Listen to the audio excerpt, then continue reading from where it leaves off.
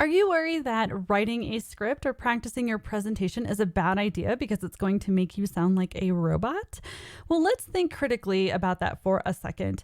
If you've ever seen a musical or a play, have you ever noticed it doesn't really feel like a bunch of robots singing and dancing on the stage, and that it actually feels very moving and natural and engaging?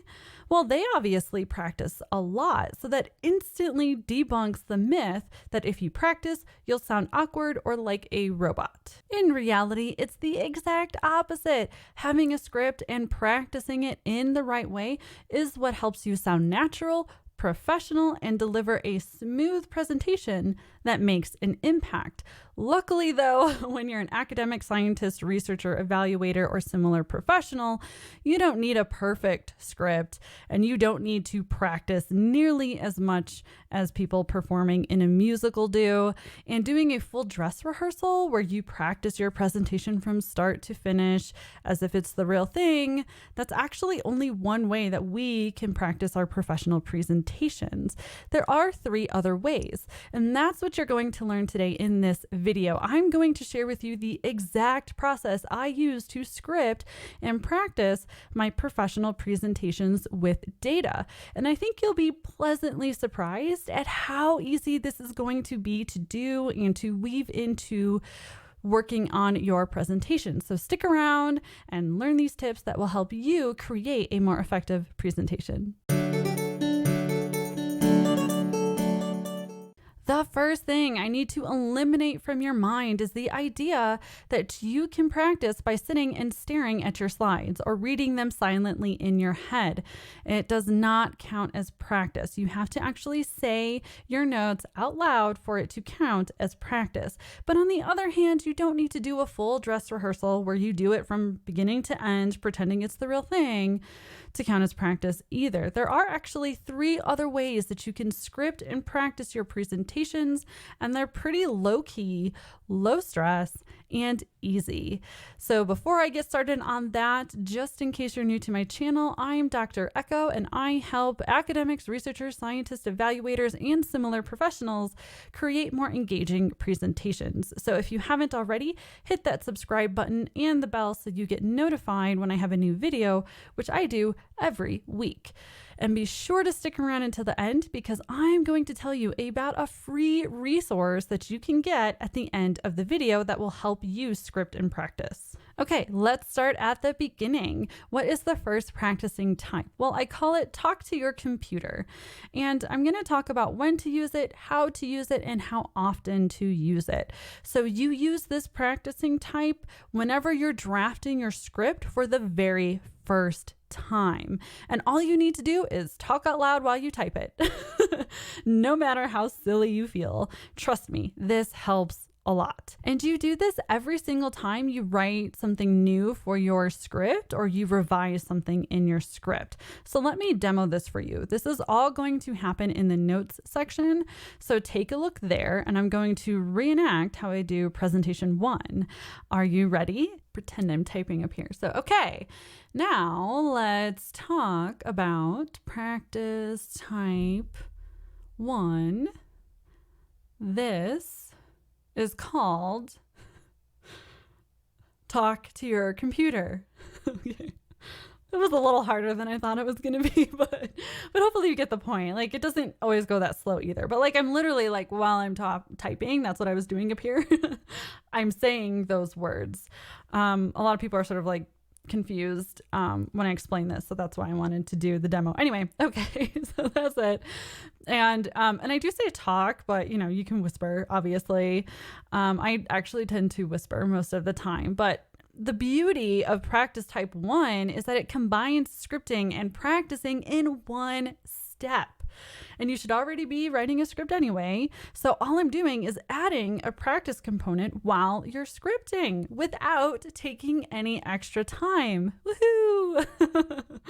Now, this is such a magical strategy because you'll be speaking your script the very first time that you write it. And what that means is the script is going to be better from the first draft, but you're also going to immediately know when you wrote something that sounds weird when you speak it. And that's it. Like, that's all you have to do for practicing type 1. Yay! I told you that some of these would be easy. So yeah, if you think that is going to be easy and something you can do, hit that like button for me.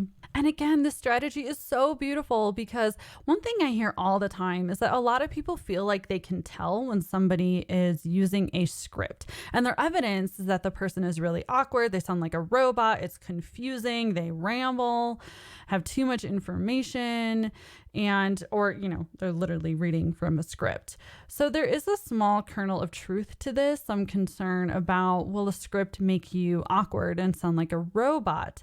But, and this is a big but, that is actually because the person, they might have a script, but they haven't practiced the script. They haven't said the words out loud. That's the actual problem. That's why I said this in the beginning, because the awkward delivery is probably because they just wrote their script and just read it in their mind without saying it out loud or saying it out loud enough. Okay. Again, just reading your notes, that's not practice. Because when we write, if we're not speaking it at the same time, we're actually writing more for written communication. We're writing a manuscript. But if you speak it the very first time, then it instantly corrects that mistake. And when you write it, it's actually going to be notes for a speech and not a manuscript. So yeah, that's why this practice type 1 is so magical. And I really recommend that you give this a try. So the second type of practice is what I call mini bursts of practice. And you do this one here and there when you're drafting and revising your slides. And what you do is you're actually going to go into presenter mode, and you're still at your desk, but you're going to go into presenter mode and run through a couple slides or maybe even a whole section. And you basically just fix problems as you see them. And you do this, you're basically piloting your slides. So you can do it as often as you want. You're testing something to see if you explained it well. You're testing your animations, you're testing your sections, things like that. So again, let me do a quick demo for you. We'll see how this goes. Okay, so I'm in PowerPoint, but I am in presenter view now, so I can see the real thing. I'm testing things. I'm going through a couple slides, testing my animations. That looked good. Oh, that one was backwards. I'm going to have to fix that. And then now maybe I will test my drawings. And then, oh yeah, look, there's a few letters that aren't really happening correctly. They're being drawn in the wrong order. So I test those real quick, and then I hop back into editing mode and I fix those right away. Another thing to test is, hey, if you saw my video on how to make non-linear presentations in PowerPoint, well, you'd want to make your non-linear section and then test that right away. That's practicing type 2. And this is another really easy practicing type to get in there because it only takes a few minutes to do. And again, it's here and there, and it gives you another chance to speak your notes out loud while also testing the things happening on your slides. But you don't really have to dedicate time to do this. It's just kind of, you weave it into your practice of editing and revising your slides. Okay, let's talk about the third one. This one is called timed practice. You do this one when your presentation is almost ready and you feel really good about your draft. Most people skip this and go straight to the full dress rehearsal, but I think that's kind of a waste of time. So I recommend that you actually do this first. So again, you do this when you think you have an excellent draft, but you want to test it out and maybe you're ready to time it and see how long it is. So what you do is, again, you're going to go into presenter view. This time you're going to hit that timer and you're going to time yourself, and you're going to do a full practice section by section, and you're going to take notes on those errors and things that you want to fix, and then you're going to fix those errors later.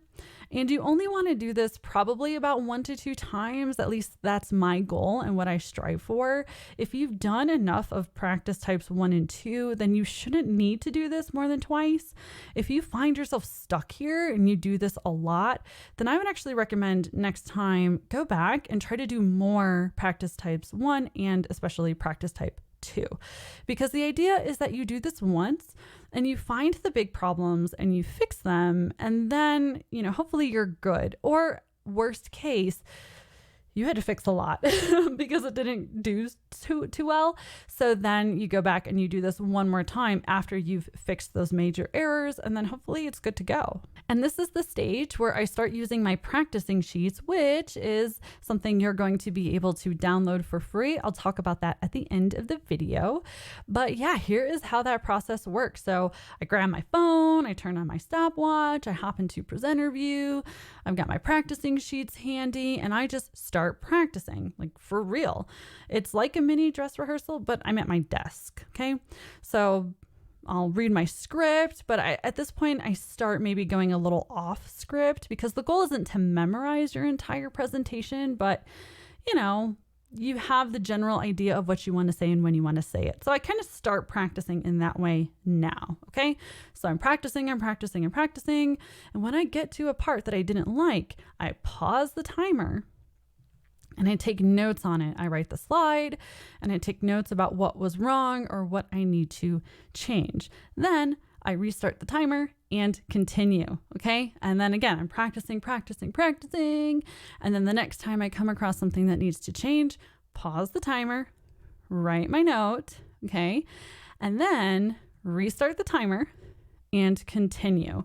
And when I'm done with that section, I stop the timer, I write down the time and take some final notes. So I'll write down the length of that section, and then I'll mark or circle whether it was too long, too short, or perfect. Then I grab a new sheet and I repeat that entire process for the next section. And then when I'm done, I add up all the sections and I will tally up how long the total presentation would probably take, based on that draft. And then that lets me know if I need to cut out some information or add more information. And that's probably all I'm going to do that day. And sometimes I will actually take a few days to do this because, I've timed each section and I can always add it up later. So I don't have to do this all at once. Or sometimes I will do it all in one day, but between each section, I'll get up, I'll take a break, I'll have some coffee, that kind of thing. So by timing yourself in this way and not planning on doing the full dress rehearsal where it's start to finish, it gives you that kind of flexibility. And then on another day, I don't do this the same day, but on another day, I'll go through and apply the changes. And the thing that's really important to know is you should go backwards. So start with the last one and work your way up, because if you start from the first one and work your way down, you're going to mess up all your slide number references. What do you think? Have you ever done something like this before when you've practiced, or is this something totally new? Either way, if you like this idea, give me another thumbs up, or if you've already given me a thumbs up, now would be a good time to subscribe, because I've got lots of cool video ideas that are helpful, just like this one. So practice type 3 is something that does take time. You do have to plan for it ahead of time. You have to build it into your presentation workflow, but I have a video about that. The link is in the description below, so be sure to check that out.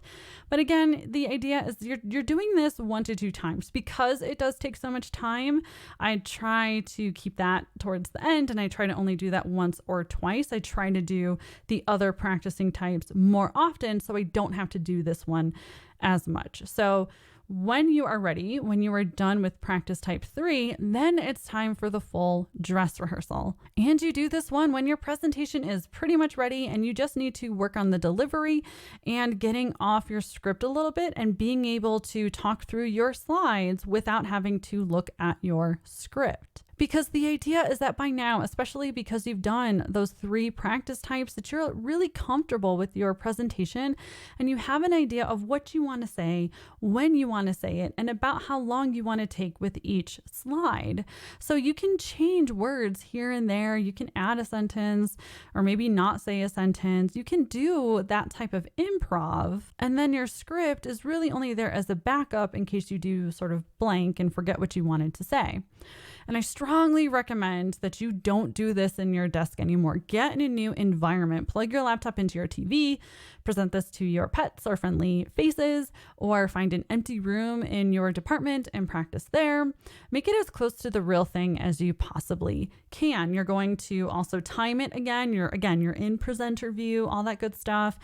And I recommend that you use those practice sheets again and kind of in the same way, so you can pause and take notes on what you might need to fix. And hopefully by now it's not a lot of stuff and just minor tweaks. And in terms of how often to do it, I say about 0 to 2-ish times. It depends on the presentation. For a lot of things, practice types 1 through 3 are actually going to be just fine. For things like course lectures, these types of videos, webinars, stuff like that, you usually don't need to do a full dress rehearsal. At least I don't. You totally can if you want to. It's not a bad idea.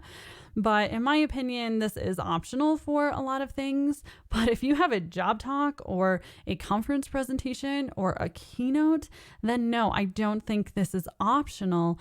And you should do this about 1 to 2 times. This is how you avoid going over the time limit. Everybody hates when people go over time, and that happens because they don't do a dress rehearsal. So I don't really have a way to demo this for you, so I just kind of made an illustration. I hope you like it. But yeah, I get set up in my living room so I can project through the TV. I get my tray table out. I put my laptop on it. I hook it up to the TV with an HDMI cable, which we use for a lot of things actually. So it's not like an extra expense. I recommend you get one. I get my friendly audience ready on the couch. And for me, that involves 2 dogs and a human. I've got my slide clicker ready because I'm going to use it for the real thing. And if you do not have one of these, oh my God, get one now. They're awesome. And, I've positioned it so I can see my presenter view and those notes if I need to, but I'm facing the audience just like in real life. And I'm trying to actually not read through my script at this point. And then I go through and I do my dress rehearsal. So it's projecting on the TV and everything. And again, I'm doing, practiced improv. I'm trying not to read the exact same words every single time, but I am trying to go in order. I'm saying what I wanted to say in a certain slide. I'm not going off on tangents. It's, clear, coherent, and organized, all that good stuff. So yeah, this is my process, and you might need to tweak it based on your own setup. But the important thing is get out of your office, try to go somewhere else. Just don't do it in your office. Okay, quick check-in before I continue and talk about the free download you can get. Hang in there. I also have something cool to share with you. But yeah, what do you think about these 4 practice types? I feel like you can do this. A lot of it, you don't even need to have extra time to do this. And it might be weird at first whispering to your computer, but you'll get used to it. And trust me, it's worth it to be a little weird to do that if your presentation is going to be much more dynamic, much more engaging, much more impactful, right? So it's totally worth it. But I want to hear from you. So comment below. And if you're still here, I have a fun fact to share with you. And yeah, I think you'll like it. Okay. I do want to make sure to say that there is no such thing as practicing too much, okay? Dress rehearsals take a lot of time, which is why I recommend 0 to 2. But if you want to do more dress rehearsals, then absolutely go for it. Again, if somebody has an awkward delivery where it sounds like they're a robot and they're relying on their script too much, the problem is not that they had a script. The problem is not that they practiced too much. It's the opposite. The problem is that they didn't practice it enough and didn't practice it in the right ways. It is entirely untrue that the more you practice, the less natural you will sound. That is a lie. And I am not the only one who is saying this. So fun fact time. Have you ever seen The Big Lebowski? Hopefully that's not too old of a reference. It probably is. I don't know. And even if you've not seen it, or even if you hate the movie, here's what's really cool. In a 2012 Rolling Stone interview, John Goodman said, "I had so many people ask me if it was improvised." And then he, laughed his John Goodman laugh and said, "I'm not that good, but we got lucky and we rehearsed for a couple weeks before we started shooting. That's why that looks so good. Like we're improvising." This is exactly the point that I'm trying to make. They rehearsed it so much that it looked good and felt like they were improvising, which is basically a way of saying it felt natural. It felt real. It didn't feel like a robotic script. But obviously they had a script, and I'm pretty sure he also said that none of it was improvised. Like, it was all scripted, but a lot of people are shocked because the movie is so good. At least it was acted well. So yeah, that's the point I'm trying to make. Scripts and practice sessions, that is what's going to help you avoid sounding like a robot. So if you have something really important like a job talk or teaching demo, which I made a video about, then you might want to do more dress rehearsals then too. And even do things like practice rushing into a room in your department and setting up in less than a minute and rushing into your presentations, because that can actually be how it happens in real life. And so maybe you even practice that kind of stuff. Practicing will not hurt you and will not make you sound like a robot. It will only help you deliver your presentation in a more natural, professional, and engaging way. And a question that's probably in everybody's mind is, how do I make time for all of this? So my recommendation is that you check out that last video, which I mentioned earlier, and it's going to help you plan out your presentation process so that you actually finish early and have plenty of time for practicing. And I even specify when you should be doing each practice type. So check that out if you haven't already, and that has a free download as well. Okay, so these are the 4 practicing types, and I consider the first 3 to be required the first time you are creating a presentation, or maybe you've given it before, but you're still developing it. Definitely do these 3. And if you've given the presentation before a ton of times, then those first 2 are probably going to be enough. That's enough for you to do revisions and updates and that kind of thing.